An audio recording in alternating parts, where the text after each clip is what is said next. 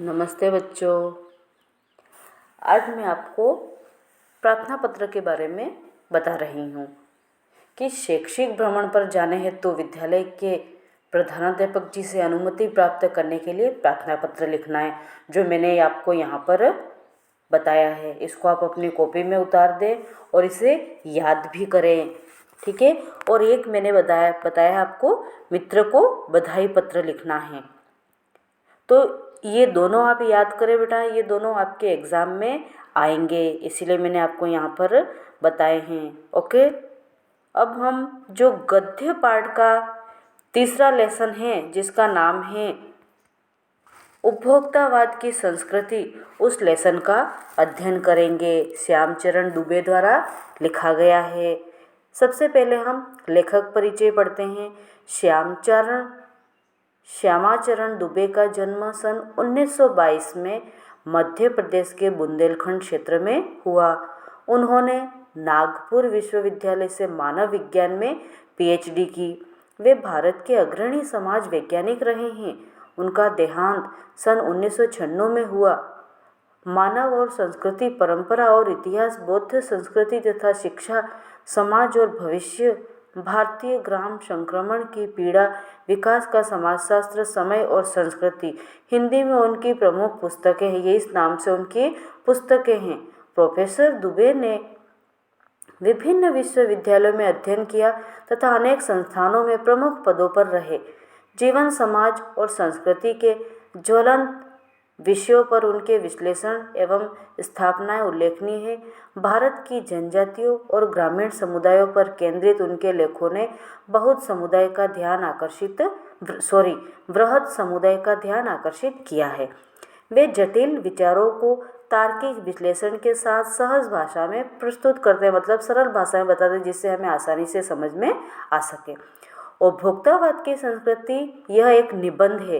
बाजार की गिरफ्त में आ रहे समाज की वास्तविकता को प्रस्तुत करता है। किस तरह से बाजार की चकाचौंध जो वस्तुएं होती है वो हमें अपनी ओर आकर्षित करती है और हम उनकी गिरफ्त में आ जाते हैं, उसके बारे में बताया है। लेखक का मानना है कि हम विज्ञापन की चमक दमक के कारण वस्तुओं के पीछे भाग रहे हैं। हमारी निगाह गुणवत्ता पर नहीं है। संपन्न और अभिजन वर्ग द्वारा प्रदर्शनपूर्ण जीवन शैली अपनाई जा रही है, जिसे सामान्य जन की ललचाई निगाहों से देखते हैं। यह सभ्यता के विकास की चिंताजनक बात है, जिसे उपभोक्तावाद ने परोसा है। लेखक की यह बात महत्वपूर्ण है कि जैसे जैसे यह दिखते कि संस्कृति फैलेगी, सामाजिक अशांति और विषमता भी बढ़ेगी। धीरे धीरे सब कुछ बदल रहा है। एक नई जीवन शैली अपना वर्चस्व स्थापित कर रही है। उसके साथ आ रहा है एक नया जीवन दर्शन, उपभोक्तावाद का दर्शन। उत्पादन बढ़ाने पर जोर है। चारों ओर यह उत्पादन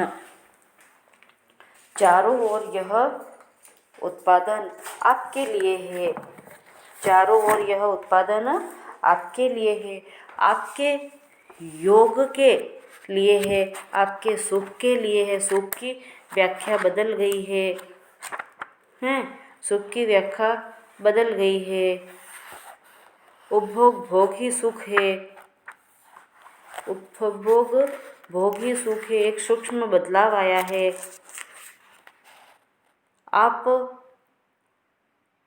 उपभोग भोग ही एक सूक्ष्म बदलाव आया है। नई स्थिति में उत्पाद तो आपके लिए है, पर आप यह भूल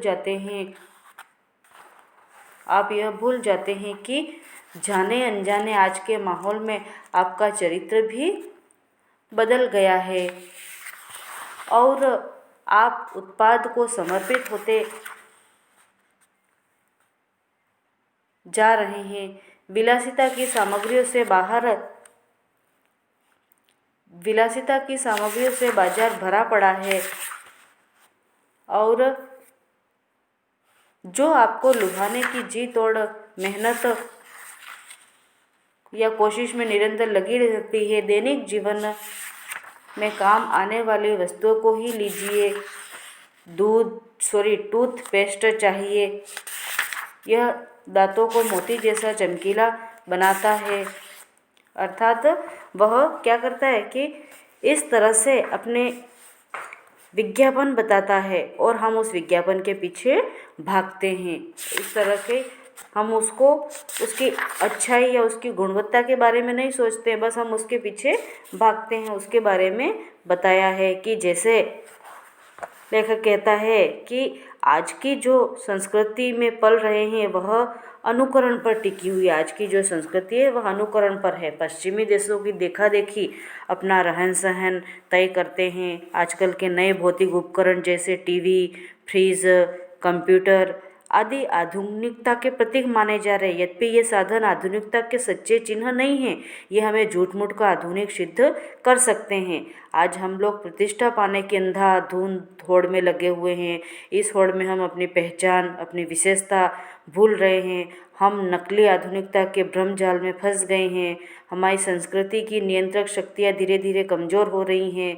इस कारण हम यह नहीं समझ पा रहे हैं कि हमें क्या अपनाना है, क्या छोड़ना है, और संस्कृति की देखा देखी चल रहा है। हमारा समाज है जो किसी संस्कृति की देखा देखी चल रहा है। संस्कृति की बजाय किसी अन्य संस्कृति से मार्गदर्शन ले रहे हैं, अर्थात हम भी होड़ा होड़ी कर रहे हैं, एक दूसरे को देख के आगे बढ़ते हुए उन चीज़ों की जो आधुनिकतावाद की चीज़ें हैं उन चीज़ों को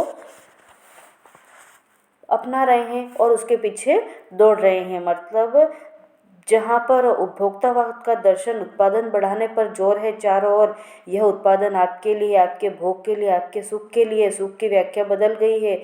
उपभोग भोग की एक सुख है, सूक्ष्म बदलाव आया है। इस तरह से उत्पाद को समर्पित होते जा रहे हैं। हमारा चरित्र बदल रहा है और हम उत्पाद को समर्पित होते जा रहे हैं। कोई बबूल या नीम के गुणों से भरपूर है, कोई ऋषि मुनियों द्वारा स्वीकृत तथा वनस्पति और खनिज तत्वों के मिश्रण से बना है। जो चाहे चुन लीजिए। यदि पेश अच्छा है तो ब्रश भी अच्छा होना चाहिए। आकार, रंग, बनावट, पहुँच और सफाई की क्षमता में अलग अलग एक से बढ़कर एक। मुंह की दुर्गंध से बचने के लिए माउथ वॉश भी चाहिए। सूची और भी लंबी हो सकती है। इतनी चीज़ों का ही बिल काफ़ी बड़ा हो जाएगा, क्योंकि आप शायद बहुविज्ञापित और कीमती ब्रांड खरीदना ही पसंद करें। सौंदर्य प्रसाधनों की भीड़ तो चमत्कृत कर देने वाली है। अब लेखक ने यहाँ पर बताया है कि जो संभ्रांत महिलाएं होती हैं उनके बारे में लेखक ने बताया है कि संभ्रांत महिलाएं होती हैं, वे क्या करती हैं कि पहले तो लेखक ने बताया है कि बाजार में विलासितापूर्ण सामग्री की भरमार है। विज्ञापन मनुष्य को लुभाने में लगे हैं। टूथपेस्ट हो या टूथब्रश हो, सौंदर्य प्रसाधन, सभी की विशेषताएं तरह तरह से बताई जा रही है। हर एक विज्ञापन नए तरीके से लुभाता है। कोई गुणवत्ता बताता है, कोई ऋषि मुनियों के नाम लेता है, कोई फिल्मी सितारों का हवाले देता है। इस तरह से अलग अलग विज्ञापन करके हमें उनकी ओर आकर्षित करते हैं। उसके साथ ही जो सौंदर्य प्रसाधनों की भीड़ तो चमत्कृत कर देने वाले जो सौंदर्य प्रसाधन हैं उसमें ऐसी होड़ लग गई है कि संभ्रांत महिलाओं की ड्रेसिंग टेबल पर 30-30 हज़ार की सौंदर्य सामग्री इकट्ठी हो रही है।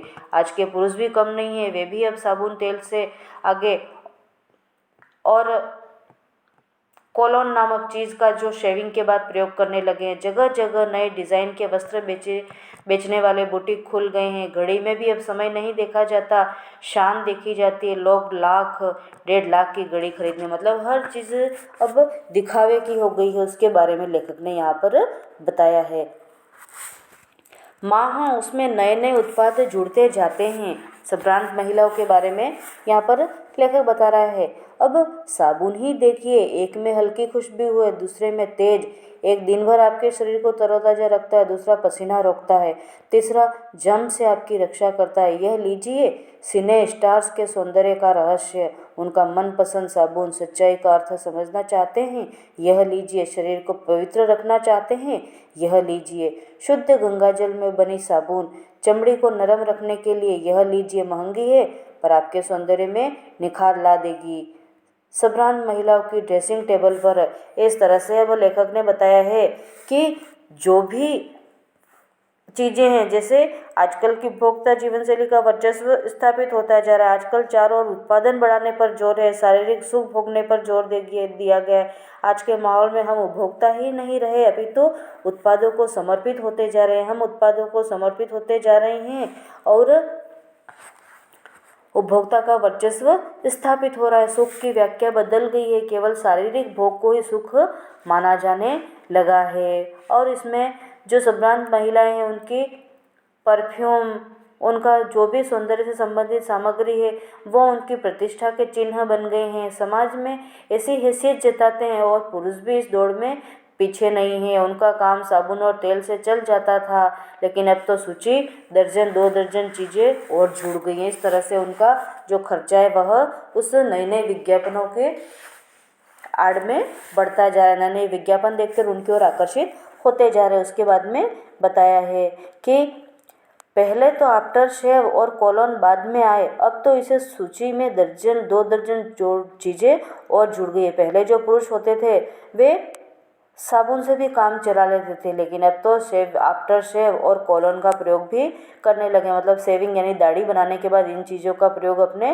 फेस पर करने लगे। इस तरह से पुरुष भी अब सौंदर्य प्रसाधन की सामग्रियों का प्रयोग करने में पीछे नहीं रहे हैं। छोड़िए इस सामग्री को, अब यहाँ पर लेखक ने कहा है कि छोड़िए इस सामग्री को, वस्तु और परिधान की दुनिया में आइए। जगह जगह बुटीक खुल गए हैं, नए नए डिज़ाइन के बुटीक यानी दुकानें, नए नए डिज़ाइन के परिधान बाजार में आ गए हैं। ये ट्रेंडी हैं और महंगे भी। पिछले वर्ष के फैशन इस वर्ष शर्म की बात है। घड़ी पहले समय दिखाती थी, ये उसमें यदि यही काम लेना हो तो 400-500 में मिल जाएगी। हैसियत जताने के लिए आप 50-60 हज़ार से लाख 1.5 लाख की घड़ी भी ले सकते हैं। अब यहाँ पर संपन्न परिवारों से संबंधित लोगों के बारे में लेखक बता रहे हैं। वे कहते हैं कि ये लोग विदेशों से भी वस्तुओं के प्रयोग में अपनी शान समझते हैं। विदेशों से वस्तुओं को मंगाते हैं, उनका प्रयोग करते हैं। मान सम्मान की बात, जिस वस्तु को समाज में ऊंचा माना जाता है उससे प्रयोग में लेते हैं। और अब साबुन तेल ही नहीं रुकते, बल्कि आफ्टर शेव और कोलोन आदि का उपयोग भी करते हैं। अर्थात उपभोक्तावाद की संस्कृति निरंतर बढ़ती जा रही है, इस पर हमें लगाम लगानी चाहिए, इस बारे में लेखक कह रहा है। अब है आगे देखिए कि लोग बाग दिखाने के लिए लाख 1.5 लाख की घड़ी पहनते हैं, बाकी काम सिर्फ इसमें समय देखना हो तो 400-500 में भी हम इस घड़ी को खरीद सकते हैं। अब लेखक कहता है कि महज दिखावे के लिए उन्हें खरीदने वालों की संख्या भी कम नहीं है। खाने के लिए 5 सितारा होटल है, मतलब इतना महंगे होटल में जाके खाना खाते हैं। वहाँ तो अब विवाह भी होने लगे हैं। बीमार पड़ने पर 5 सितारा अस्पतालों में आइए। सुख सुविधा और अच्छे इलाज के अतिरिक्त यह अनुभव काफ़ी समय तक चर्चा का विषय भी रहेगा। पढ़ाई के लिए 5 सितारा पब्लिक स्कूल है, शीघ्र ही शायद कॉलेज और यूनिवर्सिटी भी बन जाए। भारत में तो यह स्थिति अभी नहीं आई, पर अमेरिका और यूरोप के कुछ देशों में आप मरने के पहले ही अपने अंतिम संस्कार और अनंत विश्राम का प्रबंध भी कर सकते हैं। एक कीमत पर आपकी कब्र के आसपास सदा हरी घास होगी, मनचाहे फूल होंगे, चाहो तो वहाँ फव्वारे होंगे और मंद ध्वनि में निरंतर संगीत भी। इस तरह से अब लेखक ने बताया है कि पढ़ाई के लिए 5 सितारा पब्लिक स्कूल है, शीघ्र ही शायद कॉलेज बन जाए। स्थिति यूरोप, भारत में तो यह स्थिति अभी नहीं आई, पर अमेरिका और यूरोप के कुछ देशों में आप मरने से पहले ही अपने अंतिम संस्कार और अनंत विश्राम का प्रबंध भी कर सकते हैं। एक कीमत, उसमें भी एक राशि निश्चित की गई है। आपकी कब्र के आसपास हमेशा सदा हरी भरी घास होगी, मन चाहे फूल होंगे, चाहे तो वहाँ फव्वारे होंगे और मंद ध्वनि में निरंतर संगीत भी बजता रहेगा। अर्थात लेखक यहाँ पर कहना चाहता है कि अफ्रीका में लोगों ने धन के बल पर अपने मरने के बाद ऐसी व्यवस्था कर ली है, उनकी कब्र के पास हरियाली, फूल, फव्वारे, संगीत की मधुर ध्वनि होती रहेगी। अपनी कब्र के पास हरियाली और संगीत की व्यवस्था करना हास्यास्पद बताए। जैसे व्यक्ति मर जाएगा, उसको पता ही नहीं होगा, उसे कुछ दिखेगा ही नहीं, और उसके मरने के बाद उसकी कब्र के पास इतना खर्चा करने की क्या जरूरत है। इस तरह से लेखक ने इसे हास्यास्पद बताया है। विशिष्ट जनों की देखा देखी सामान्य जन भी फूहड़ बातों में रस लेना शुरू करते हैं और उसे सही चुनाव कहकर प्रचारित करते हैं। इस तरह से व्यक्ति अपने मरने के बाद भी किस तरह का खर्चा करे उसके बारे में बताया है। कल भारत में